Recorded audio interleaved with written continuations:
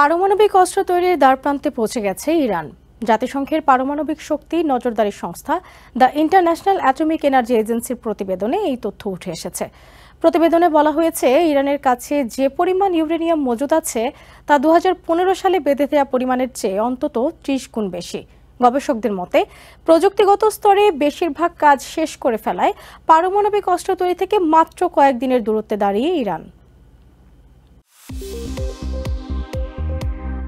আন্তর্জাতিক নিষেধাজ্ঞার তোয়াক্কা না করেই পরমাণু সমৃদ্ধকরণ প্রকল্প চালিয়ে যাচ্ছে ইরান। সোমবার জাতিসংঘের পারমাণবিক শক্তি নজরদারি সংস্থা the international atomic energy agency IAEA প্রকাশিত দুটি পৃথক নথিতে জানা গেল চাঞ্চল্যকর তথ্য।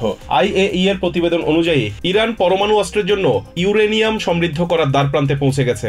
সহজ কথায় দেশটি পারমাণবিক অস্ত্র তৈরির কাছাকাছি। IAEA-তে প্রকাশিত দুই পৃথক নথির প্রতিবেদন অনুসারে বর্তমানে ইরানের সমৃদ্ধ ইউরেনিয়ামের পরিমাণ 2015 সালে নির্ধারিত পরিমাণের চেয়ে কমপক্ষে 30 গুণ বেশি।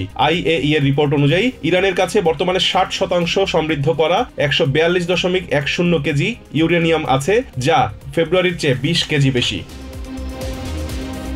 ওয়াশিংটন ডিসি ভিত্তিক think tank foundation for defence of ডেমোক্রেসিসের ডেপুটি ডিরেক্টর আন্দ্রেয়াস স্ট্রাইগার বলেন, এটি খুবই উদ্বেগের যে ইরান তার পারমাণবিক কর্মসূচিকে এগিয়ে নিয়ে যাচ্ছে।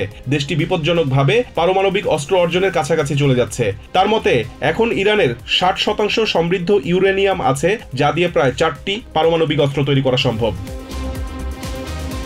এই গবেষক আরো জানান, একটি দেশ সরাসরি পারমাণবিক অস্ত্রের জন্য এই সমৃদ্ধ ইউরেনিয়াম ব্যবহার করতে পারে। তার উপর ইরানের সম্ভবত মোট 13টিরও বেশি অস্ত্র তৈরির জন্য পর্যাপ্ত ইউরেনিয়াম মজুদ রয়েছে। তারা প্রায় 5 মাসের মধ্যে এটিকে সম্পূর্ণ অস্ত্র গ্রেড ইউরেনিয়ামে আপগ্রেড করতে সক্ষম হবে।